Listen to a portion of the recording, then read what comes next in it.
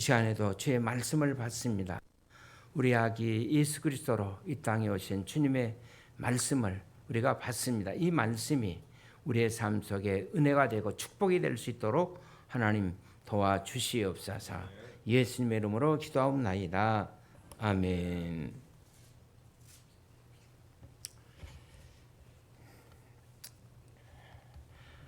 우리는 성탄절의 주인공이신 예수 그리스도의 이제 스토리를 생각할 때마다 예수님을 잉태하신 어머니이신 마리아를 떠나서는 이해할 수가 없는 줄로 믿습니다. 저는 이 세상에서 일어나는 가장 위대한 기적이 있다면 그것은 아마도 아기 예수님의 탄생의 사건이라고 생각합니다. 단순히 한 아기가 태어났다. 그것이 기적이 아니라 본질에 있어서 그 아기가 하나님이셨으며 하나님이 태어나셨다는 것입니다. 그리고 생각해 보십시오. 전능하신 하나님, 그 하나님이 사람의 몸을 가지고 아기의 모습으로 이 세상에 오셨다는 것, 이거 바로 기적이 아닐 수가 없습니다. 그래서 신학자들은 성육신, 인카는 이 사건을 가르쳐서 기적 중에 기적이라 그렇게 말합니다. 그러나 우리는 이 기적인 성적인 사건을 묵상할 때마다 우리가 마리아를 생각하지 아니할 수가 없습니다. 왜냐하면 마리아가 바로 오늘 성경 본문에 나타있는 아기 예수님을 탄생하는 기적의 도구로 사용되었기 때문입니다. 하나님께서 메시아를 이 세상에 보내심으로 이제 마리아가 사용되었는데, 자, 이에 계신 하나님께서 예수님을 세상에 보내실 때, 자, 이 세상에 어떤 방법으로 메시아를 보내실까를 생각하십니다. 아마도 하나님의 중심에는 자, 이 지구촌에 메시아의 어머니로 쓰임 받을 무수한 대상자들을 아마 살펴보았을 겁니다. 그 당시 로마인은 세상에서 최고의 권력을 누리고 있었던 권력자들의 가정에 잘 양육되어진 아마 많은 여성들이 있었을 겁니다. 아니면 로마의 왕궁에서 이제 최고의 관리를 받으면서 자라난 아름다운 미모의 아마 귀수들도 많았을 겁니다. 또 당시 히랍의 문명 최고로 꼽히었던 아테네나 이제 고린도에 가면 오랜 전통의 명문에서 철학이나 문학으로 잘 교육을 받는 아마 예쁘고 지성적인 많은 여인들이 있었을 것입니다. 그리고 그 당시에 이스라엘의 예루살렘에는 얼마나 많은 제사장들의 가문에서 정교적으로 잘 훈련되어진 아름다운 경건한 자질의 여러분 귀수들이 많았지 않겠습니까? 그런데 하나님께서는 인간적으로 이렇게 잘났다고 하는 모든 후보들을 다 제쳐놓으시고, 하나님은 이 지구상의 가장 작은 나라, 그 중에서도 이스라엘의 마을 가운데서도 가장 작고 천시받은 마을을 내려다 보셨습니다. 그 마을의 이름이 바로 나사렛입니다. 이 나사렛은 아직도 철들기 전 연령인 티네이저의 소녀인 마리아를 하나님은 주목해 보시고, 하나님은 메시아를 이 땅에 보내실 때 어린 소녀인 마리아를 기적의 도구로 쓰시기로 작정하신 것입니다. 지금도 이스라엘 사람들은 자, 예수 믿는 성도들을 크리스찬이라 부르지 않고 노줄이라고 많이 부르고 있습니다. 이 노줄이란 말은 나사렛 사람이다 그런 뜻도 있지만은 약간의 무시하고 경멸의 뜻도 포함이 되어 있습니다. 자, 나사렛 땅에 티네이저 소녀의 손을 택하셔서 이제 마리아가 이제 기적의 도구로 쓰임을 받는, 여러분 그 원인이 어디에 있었을까요? 자, 오늘 본문 3절을 보면 자, 천사가 마리아에게 이렇게 말씀합니다. 다 같이 보십시오. 시작. 천사가 이르되 마리아여 무서워하지 말라. 내가 하나님께 은혜를 얻었느니라. 자, 이 말을 우리나라 말 번역에 하면 그냥 마리아는 이동적으로 은혜를 받은 것 같은 그런 인상을 받습니다. 일방적으로 은혜를 입은 것만으로 그렇게 이해될 수도 있습니다. 그러나 원문이나 대부분 영어 성경의 번역에 하면 이제 마리아가 어떤 능동적인 추구를 한 것으로 그렇게 기록이 되어 있어요. 영어에 보면 You have found favor. 그 다음에 가로 열고 grace. 이드가 이렇게 되어 있어요. 그러니까 하나님과의 관계에서 은혜를 찾았다 이렇게 기록이 되어 있습니다. 다시 말하면 그녀가 하나님의 은혜를 입고 다시 말하면 능동적으로 자발적으로 추구한 모습이 있었고 이 모습을 하나님께서 마리아에게 귀하게 보셨다는 것입니다. 그렇다면 여러분 마리아의 무엇이 하나님의 이렇게 기적의 도구가 되게 하셨는가? 자, 이 질문이 중요한 것은 자, 우리가 이 세상을 살아감에 있어서 나도 하나님의 도구로 쓰임을 받고 싶다. 이런 측면에서 본다면 이 질문은 굉장히 중요한 질문이 아닐 수가 없습니다. 자, 이 소녀의 어떤 믿음이 이 소녀가 하나님의 기적의 도구로 아기 예수님을 탄생하는 여러분 거룩한 어머니가 되었을까요? 마리아는 여러분 어떤 여인이었습니까? 첫째로 그녀는 겸손한 사람이었어요. 마리아는 겸손했습니다. 자, 오늘 본문 자 28절에 보시면 자 천사 가브리엘이 마리아에게 너는 하나님의 은혜를 입은 자이다라고 말씀을 전달합니다. 28절을 보실까요? 시작. 들어가긴 이르되 은혜를 받은 자의 평안할지어다 주께서 너와 함께 하시도다.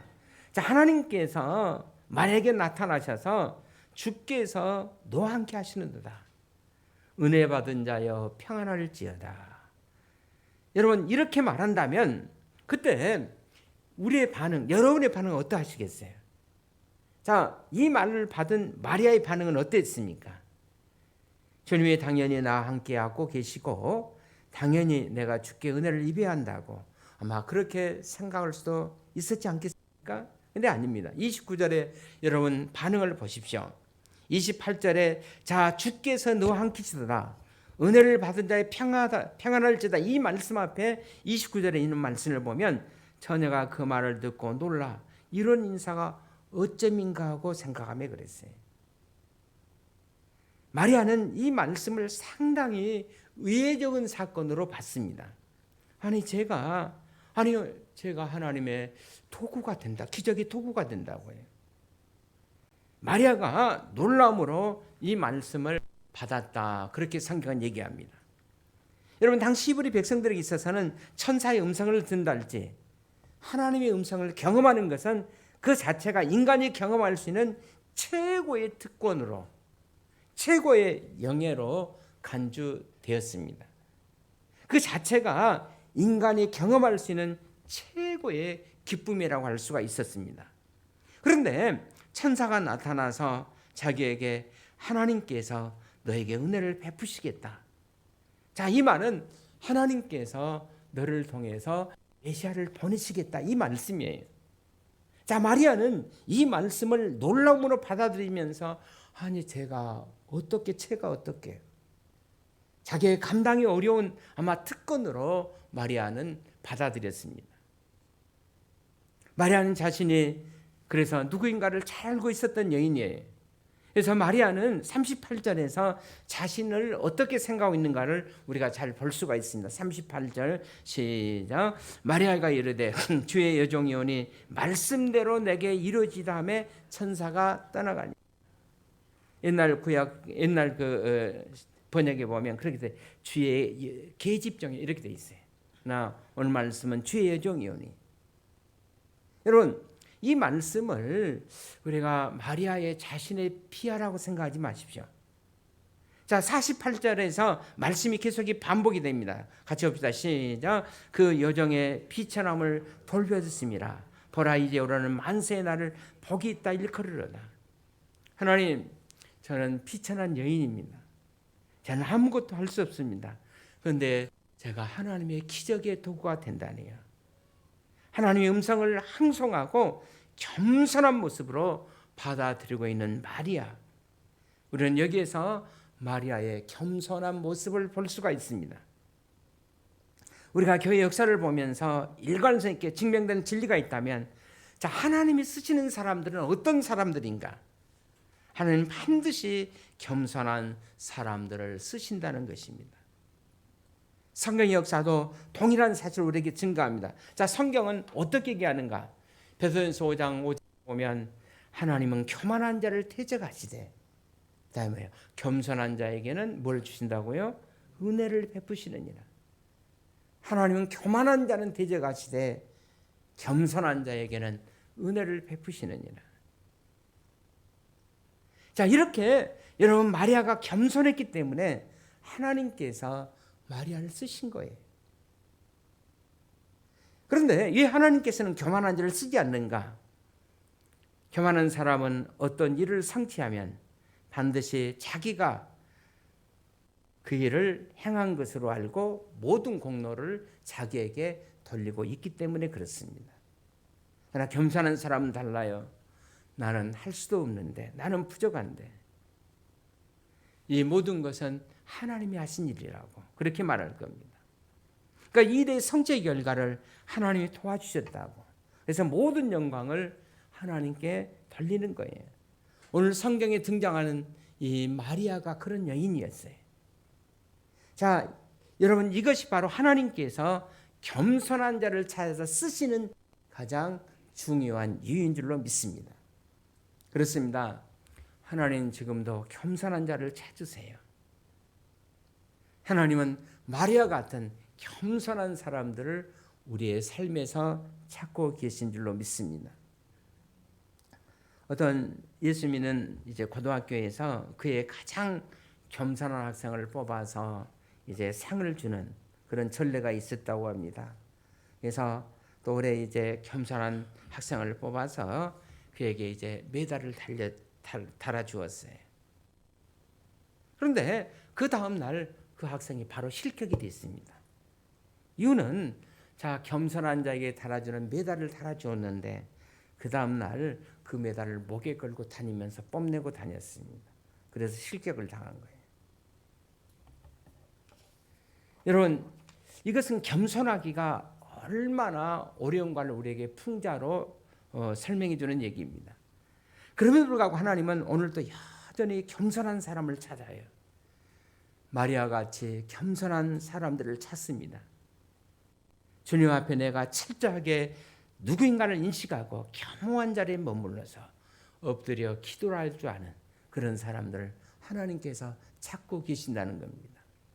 자, 두 번째로 마리아는 어떤 여인인가? 믿음의 사람이었어요. 자, 하나님이 마리아를 쓰신 또 하나의 중요한 이유는 그녀는 믿음의 사람이었다는 것입니다. 자, 오늘 본문 34절에 있는 말씀을 보시길 바랍니다. 자, 마리아가 천사에게 이렇게 말하죠. 다 같이 봅시다. 시작. 마리아가 천사에게 말하되 나는 남자를 알지 못하니 어찌 이런 일이 있으리까?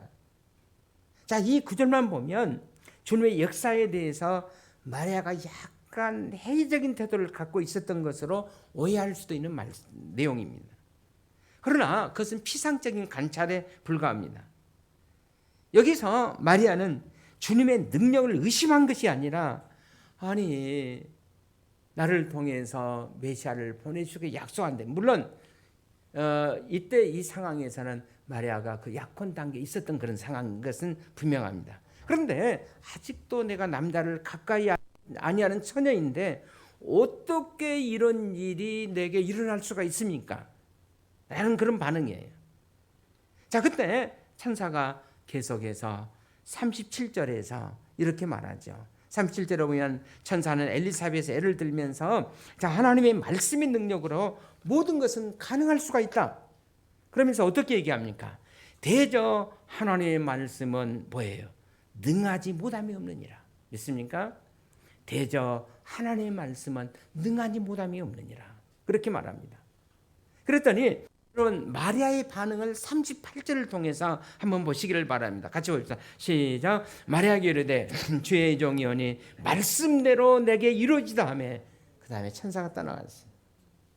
그러니까 마리아는 주의 말씀을 믿었고 주의 말씀의 능력을 받아들이면서 그렇게 하나님이 원하신다면 내게 이루어지기를 소원합니다 하는 마리아의 고백을 여기서 볼 수가 있어요. 그리고 이제 얼마가 지난 후에 엘리사벳이 이제 마리아를 만나게 됩니다. 그리고 45절에서 어떻게 얘기하죠? 45절 시작. 주께서 하신 말씀이 반드시 이루어지라고 믿는 그 여자에게 뭐가? 복이 있도다. 그녀는 마침내 자 마리아에게 어떤 말을 합니까? 믿음의 여인, 믿음의 사람으로 인정된 거예요. 자, 우리의 믿음이 다른 사람의 인정을 받을 수 있는 것, 여러분 그렇게 쉬운 거 아니에요. 자, 다른 사람들이 여러분과 저를 볼 때, 또 여러분들이 자신들이 올 한 해를 결산해 볼 때 어떻게 나를 평가한가? 저분은 정말 겸손한 사람이야. 그를 통해서 하나님께 놀라운 일을 행할 것 같아. 그렇게 얘기하고 있습니까? 아니면은 여러분을 볼 때마다 저 사람 교만해서 안 돼.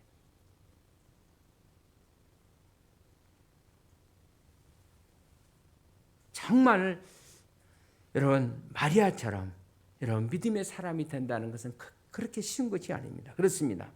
하나님은 누구를 통해서 일하시는가? 겸손한 자들을 통해서 일하신 줄로 믿습니다. 어떤 일을 할 때도 나를 믿는 사람을 통해서 알고자 하신 것처럼 또 자 믿는 자를 통해서 일하시기를 원하신다는 것입니다. 물론 하나님은 때때로 당신 뜻을 이루기 위해서 불신자를 사용하기도 하십니다. 성경에 보면 하나님 불신의 왕들을 통해서도 하나님의 섭리를 이루기 위해서 도구로 사용한 예들이 등등이 있어요. 종종 있습니다. 그러나 그것은 매우 예외적인 일들이고 대부분 하나님의 경우는 당신을 신뢰하는 사람들을 통해서 하나님은 당신의 거룩한 일을 진행하십니다. 자, 우리가 복음서를 읽어보시면 그가 병자들을 치유하실 때 대부분 이런 말씀들이 많이 그래요. 내 믿음대로 될지다 그랬어요. 그렇습니다. 하나님은 우리의 믿음을 통해서 역사하신 줄로 믿습니다. 반대로 내가 불신앙을 가지고 있을 때 하나님은 거기서 일하시기를 거절하십니다. 자, 하나님이 우리를 통해서 기적을 행하지 않는 이유, 그것은 내가 하나님을 입술로는 민다하면서도 내 삶의 행동을 통해서는 불신앙하고 있기 때문에 그렇습니다. 그 대표적인 이유 중에 하나가 자 예수님께서는 자기 고향인 나사렛에서 기적을 많이 행하지 않으셨어요. 왜냐하면 마을 사람들이 예수를 잘 믿지 않기 때문에. 주님은 자신에 대한 신뢰, 믿음이 없는 거에서 일하기를 거절하셨던 것입니다. 그렇다면 여러분과 제가 정말 기적의 도구가 되고 싶습니까? 그렇다면 우리 하나님의 말씀을 철저히 믿고 철저하게 그리스도를 신뢰하는 우리의 삶이 될 수 있기를 주의 이름으로 축원을 드립니다. 믿기 어려운 불가능한 상황 속에서도 하나님이 함께 하심을 믿으셔야 합니다. 오늘 성경에 나타나는 마리아처럼 말입니다. 자, 이것이 당시 어린 소년인 마리아의 저는 단순한 믿음이라고 그렇게 생각합니다. 하나님이 그렇게 하시겠다고 하시면 그 말씀대로 이루어지기를 원합니다. 이런 믿음을 여러분 하나님께서 쓰신 줄로 믿습니다. 제가 노예나 그 총회 일을 하면서 좋은 분들을 저는 많이 만나요. 물론 악한 분도 있어요. 그러나 탐 보면 좋은 분들을 많이 만나요. 또 그런 분들을 가까이 제 주변에 두기도 합니다. 자, 그런 훌륭한 분들을 이렇게 만나면서 제 마음속에 느끼는 것이 있어요. 대부분 그들은 정말 순수해요. 어제 눈이 와서 제가 또 눈 치우기도 좀 했습니다만은 왜냐하면 또 올면 교회 들어오기 미끄러울 것 같고 그래서 뭐 우리 봉고차도 치우고 있는데 또 눈이 자고 났더니 또 눈이 또 많이 와버렸어요. 근데 눈이 딱 그 무엇입니까 온 땅을 뒤엎으니까 다 하얗고 나무도 보니까 마치 성탄출이 할 필요도 없는 것처럼 다 이렇게 멋지게 해졌더라고요. 그래서 감사했어요. 근데 제가 만난 총회나 노예나 이 만난 기암들을 보면 정말 순백해 하얀 뭐 그분들의 삶이 그렇게 하얀만 같아. 다. 그리고 어린아이처럼 너무 다 단순해. 우리가 책을 보아도 전 세계적으로 하나님께 귀하게 쓰인 분들의 공통적인 특징이 있다면 자기 이익 따지지 않습니다. 아주 대부분 우리가 심플 페이스라고 그러는데 단순한 믿음, 정말 어린아이들 같은 그런 믿음들을 대부분 가지고 있었어요. 그런데 우리의 믿음은 대부분 어떻게 합니까? 너무 복잡해요. 그러나 하나님께 쓰시는 사람들의 믿음을 보면 정말 어린아이 것처럼 단순해요. 여러분, 단순의 반대가 뭐죠? 복잡한 거. 여러분, 어떤 분을 만나서 얘기해 보면 얼마나 복잡한지 몰라. 간단한 것도 너무 복잡하게 얘기하니까 너무 복잡해. 얼마 전에 우리 총회 이제 리모델링을 하는데 사실은 막대한 돈이 들어가는데 4년 동안 시작하면 또 끝날 때지만 다음에 하자. 또 시작하면 4년 동안 하자 말다 그래서 이번에 제가 또 추진위원장을 맡았어요. 그래서 이제 설계 도면 뽑고 그 다음에 또 주차 타워까지 만들고 해서 제가 총회장을 만났어요. 할 거냐 안 할 거냐 얘기만 했다. 하면 내가 밀어붙이겠다. 그래서 이번에 다 통과됐어요. 그래서 아마 우리 가면 좋은 리모델링 나오는데 또 복잡한 사람이 또 끼어들었어요. 그거 뭐 우리 종교적인 색채가 나야 되고 거기다 십자가 달 것도 아니고 얼마나 복잡하냐. 여러분, 정말 우리가 하나님 앞에 귀하게 쓰임 받으려면은 단순하시기를 바랍니다. 따지고 계산하고 복잡하게 생각하지 말고 그냥 믿고 성경에 말했으니까 믿고 감사하며 하나님께서 그 믿음대로 복을 주신 줄로 믿습니다. 우리 한번 따라하십시다. 복잡하게 생각하지 말자. 안 따라하는 사람들은 복잡한 사람들이에요. 자, 우리 다시 한번 합시다. 단순하게 생각하자. 오늘 성경에 나와 있는 마리아가 그런 사람이에요. 주께서 말씀하시니까 이것저것 따지지 않고 단순하게 주께서 말씀하시니까 그 말씀대로 마리아는 내게 그렇게 이루어지기를 원합니다. 믿었습니다.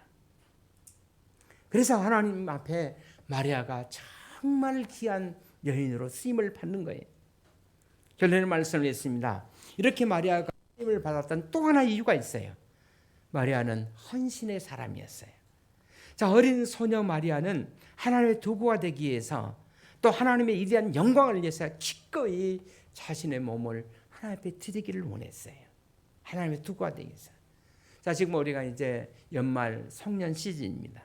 그러면 우리가 식당에 가면 여러분들이 많이 듣는 얘기였어요. 뭐 컵이 부딪히는 소리를 하면서 무슨 얘기 많이 하죠? 자, 우리 장로님들 식당에 가면 컵이 부딪히면서 이렇게 하잖아요. 안 해봤는가? 이하여를 많이 하잖아요. 이하여를. 근데 자, 이하여. 저는 이거를 우리 기독교식으로 좀 바꿨으면 좋겠어요. 이하여. 여러분들이 운자를 하나씩 떼어주기 바랍니다. 이, 그 다음에 하, 그 다음에 여. 자, 한번 시작. 이대하신. 몰라요? 하나님의 영광을 위하여. 이거 진짜 이데아예요. 이데하신 하나님의 영광을 위해서. 따라합시다. 이데하신 하나님의 영광을, 이제 손을 이제 한번 드려야지. 시작. 이데하신 하나님의 영광을 위하여. 진짜 이왕 같네. 네. 여러분, 하나님의 영광을 위해서 마리아는 자신의 몸을 누구에게 드렸어요? 하나님께 드렸어요. 그렇습니다. 드려지지 않는 것은 하나님께 쓰임을 받을 수가 없어요. 어떤 분은 헌신도 안 하고 어떤 분은 기도도 안 하고 하나님께서 나를 안 쓰신다고 이렇게 얘기하는 분들이 많아요. 그러나 여러분, 하나님 앞에 드려지지 않는데, 내가 기도하지 않는데 어떻게 하나님께서 그 사람을 쓰실 수가 있겠습니까? 2000년 전 마리아는 자신의 몸을 기꺼이 헌신하고 드렸습니다. 그리고 34절에 보면, 자, 마리아는 천사에게 자기가 어린 처녀로서 어떻게 메시아를 낳는 일에 쓰임 받는 일이 어떻게 가능할 수 있는가를 34절에서 묻고 있지 않습니까? 이때 35절에서 천사가 어떻게 얘기하면, 우리 35절로 봅시다. 시작. 천사가 대답이 이르되 성령이 내게 임하시고 즉기 높으신 능력이 너를 덮으리니 이러므로 나실 바 걸어간 이는 하나님의 아들이라 일컬어지리라. 다시 말하면 너를 통해서 메시아가 탄생된다는 거예요. 마리아, 내 몸을 성령이 너의 도구로 쓰시겠다는 그런 말씀입니다. 자, 이 선언 앞에 마리아가 그 다음에 어떻게 대답하죠? 주의 말씀대로 이루어지다 그랬어요. 여러분, 마리아의 이 헌신을, 이 고백을, 믿음을 우리가 너무 쉽게 생각하면 안 됩니다. 자, 마리아가 메시아가 너를 통해 탄생될 것이다. 그 메시지 앞에 주의 말씀대로 그러면 내게 이루어지다. 자, 이렇게 고백했는데 이 고백에는 어떤 의미가 있는가? 자, 주님이 제 몸을 쓰신다고 하면 졸미 쓰시는데, 자, 그러면 이제 처녀에게 뭐가 생기는 거예요? 아이가 생기지 않습니까? 임신돼야 되지 않습니까? 자, 이런 임신의 성령을 통해서 아기 예수님이 동정녀 마리아에게 이제 임신이 되어지는데, 이 가정을 모르는 사람들은 오늘날 얼마나 악성 댓글을 많이 답니까? 아니, 처녀가, 결혼하지도 않은 처녀가 지금 임신을, 여러분, 쉬운 결단이 아니에요. 주의 말씀대로 내게 이어지다. 이 고백이 쉬운 결단이 아닙니다. 그 당시에 사회 그 분위기에 보면 결혼하지 않는 여자가 알지도 않은 사람들의 어린아이를 잉태하고 있으면 어떻습니까? 뭐예요? 죽음의 대상, 돌팔찌를 당하는 죽음의 대상이에요. 그런데 자, 마리아는 모든 것을 내가 다 감수하고 하나님이 원하시면 그 말씀대로 내게 그것이 이루어지기를 원합니다. 마리아가 이런 고백을 하기 위해서 사실은 마리아는 여러분 죽음까지 다 각오했던 것입니다. 그럼에도 불구하고 마리아는 기꺼이 그렇게 고백한 거예요. 주의 말씀대로 이루어지다. 주께서 계획하셨다면 그대로 내게 행하시옵소서. 이 몸 드리오니 이 몸 하나님 영광을 위해서 쓰시옵소서. 여러분, 이것이 참된 헌신 아닙니까? 우리는 자, 성탄절을 맞이하면서 보면 사실은 아기 예수 오신 거 우리가 예배드리고 찬양, 실제적으로는 행동으로는 그렇지 않습니다. 집에서 선물을 주고받을 때는 고가의 선물을 주고받으면서도 하나님 앞에는 성탄 예물을 드리지도 않아요. 드려도 조금 진정한 의미가 없어요. 아예 어린아이들한테는 예수 믿는 가정에서 성탄 그 선물을 드리면서도 야, 이건 산타클로스 할아버지가 준 거야. 예수님은 온데가 안 되었고 이제는 산타클로스가 예수님 대신 등장합니다. 여러분, 이거는 진짜 하나님 앞에 드려진 헌신이 아니에요. 마리아는 자기 몸 전체를 통해서 죽음을 거부하고 하나님 앞에 헌신을 드립니다. 그래서 예수님을 잉태한 마리아는 거룩한 믿음의 어머니가 된 거예요.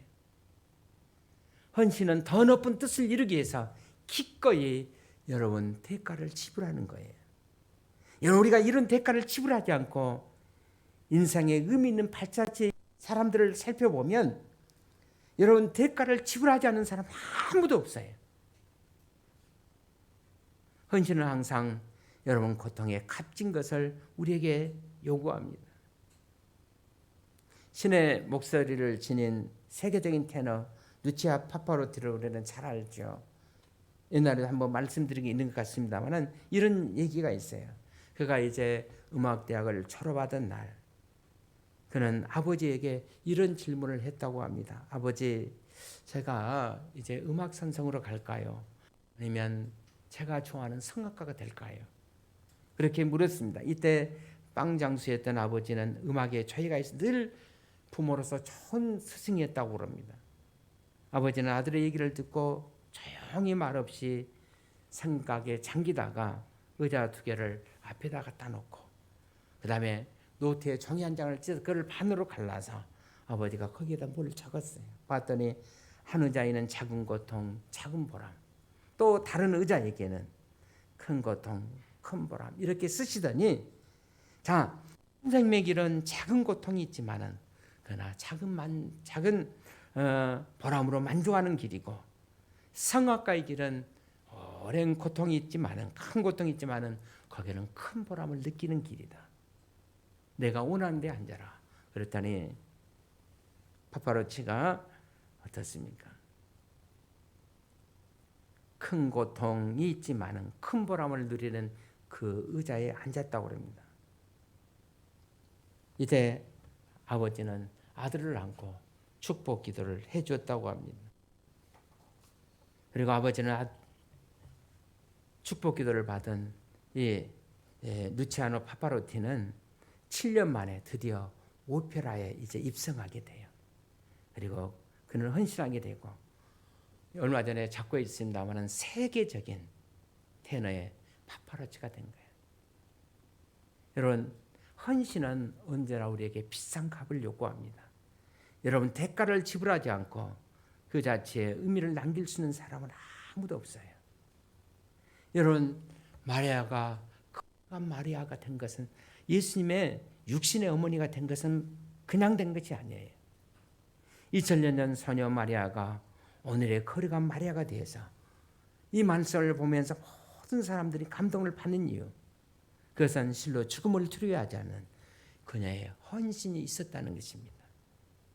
그래서 일찍이 시므온은 누가복음 2장 34절에서부터 35절에 자, 마리아의 일생의 그 고난을 내다보면서 이런 의미 있는 예언을 합니다. 자, 2장 우리 34절 35절 우리 천천히 한번 보실까요? 자, 시몬이 어떤 예언의 말씀을 마리아에게 했는가? 시작. 시몬이 그들에게 축복하고 그의 어머니 마리아에게 말하여 이르되 보라, 이스라엘 중 많은 사람을 패하거나 흥하게 하며 비방을 받는 표적이 되기 위하여 셈을 받았고 또 칼이 내 마음을 찌르리니. 이런 마지막 글을 보시기를 바랍니다. 마리아에게 준 예언의 말씀이에요. 자, 비방하려면 표적이 되기에 셈을 받았지만은 또 칼이 내 마음을 찌르듯 하리니 그랬어요. 여러분, 마리아의 예수님을 출생한 마리아 일생을 여러분 보십시오. 칼이 내 마음을 찌르듯 고통을 당하는 인생. 여러분, 예수님이 태어날 곳이 없어 어디에 태어나죠? 말구요, 마구간에. 여러분, 예수님 키우는 가정에서 얼마나 많은 고통을 당하십니까? 그리고 결국은 아들이 어디에서 십자가에서 못을 박혀 추구하는 그 고통을 바라보는 육신의 어머니의 마리아의 마음. 그래서 시몬이 그렇게 예언한 거예요. 칼이 내 마음을 찌르듯 하리라 그랬어요. 그래서 그녀는 거룩한 믿음의 어머니가 된 거예요. 그렇습니다. 헌신은 언제나 여러분 우리에게 대가를 요구하는 것입니다. 육신의 아들이신 예수님도 마찬가지였어요. 여러분, 예수님의 짧은 인생 33년간의 삶을 생각해 보십시오. 예수님의 33년간의 생애는 고통의 생애가 아닐 수 없습니다. 그리고 예수님에게 있어서 가장 진정의 고통은 바로 십자가였어요. 우리의 허물과 죄를 짊어지시고 십자가에서 당하신 고통, 그가 피 흘려 주심으로 그가 우리를 구원해 주셨고 우리의 인류의 구주가 되어 주셨습니다. 그래서 오늘날 모든 사람들이 아기 예수 탄생 또 그분의 죽으심을 찬양하고 우리가 경배하고 있는 것이 아닙니까? 여러분과 제가 예수님의 제자가 되어서 정말 그 발자취를 따르며 쓰임받기를 원하신다면 여러분, 우리의 삶에 고통받는 것을 절대로 두려워하지 마시기를 바랍니다. 그렇다면 너무 안일한 인생만을 추구하는 대신 자신을 조금 낮추고 어떤 고난이 있더라도 겸손히 주를 신뢰하면서 그분에게 내 일생을 들여 쓰임받는 여러분, 이런 인생을 절단할 수 있기를 주의 이름으로 축원을 드립니다. 예수님께서 2000년 전에 왜 이 세상에 오셨습니까? 고통받기 위해서 오셨어요. 예수님은 죽으시기 위해서 오신 것입니다. 이 크리스찬에 이런 유머가 있습니다. 어느 날 성탄들이 갖고 나온 날 지옥에서도 사탄들의 성탄절 축제가 있었다고 합니다. 자, 졸게 사탄이 두령 앞에 엎드리면서 메리 크리스마스 그랬더니 대장 사탄 마귀가 이렇게 말했다고 합니다. 그래, 우리 다 메리 크리스마스 하자. 그러나 모든 인류를 하여금 메리 즐겁게 이 날을 즐겁게 즐기게 하자. 즐기는 것은 문제가 없느니라. 그러나 이 나라의 의미를 사람들이 너무 심각하게 생각하지 않도록 그렇게 우리가 말하도록 하자. 여러분, 인간들이 예수님의 탄생의 의미를 깊이 생각하지 아니하면서 사람들은 성탄절이 있음에도 불구하고 축하는 하지만은 진정으로 아기 예수 탄생의 의미를 알지 못하고 오히려 그것을 쾌락의 순간으로 생각하고 있습니다. 이것이 바로 자기의 파멸의 길입니다. 그렇습니다. 예수님은 죽기 위해서 오셨고 그 십자가의 고난을 통해서 우리가 구원을 받았고 십자가의 고통을 통해서 영광스러운 삶의 의미를 깨닫게 해주신 그 주님, 그 주님을 바라보는 성탄절이 됐으면 좋겠어요. 그래서 이번 성탄절은 그냥 메리 크리스마스가 아니라 정말 아기 예수님 앞에 우리의 마음을 드리고 우리를 위해서 죽으시게 하신 그 주님을 깊이 묵상하면서 우리 가족들에게 정말 성탄절의 메시지를 바로 전해주고 같이 하나님 앞에 영광을 돌리고 그리고 우리 이웃들에게 아직도 예수를 알지 못한 이웃들에게 자그마한 선물을 통해서도 예수 그리스도의 사랑을 전해주고 예수를 만나게 해주는 이런 의미 있는 성탄절이 될 수 있기를 주의 이름으로 축원을 드립니다.